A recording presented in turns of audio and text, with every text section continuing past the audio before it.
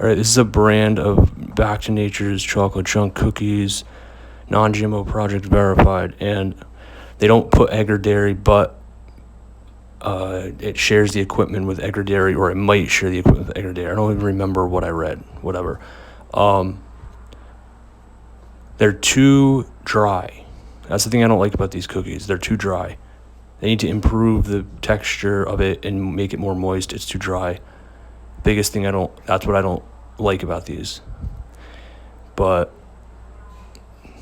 as far as taste, they taste, they could definitely be improved in the taste too, not just the texture, but the main issue is the texture.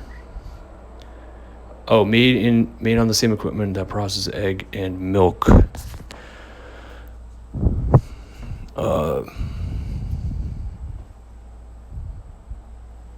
Whatever, that's the end of this video.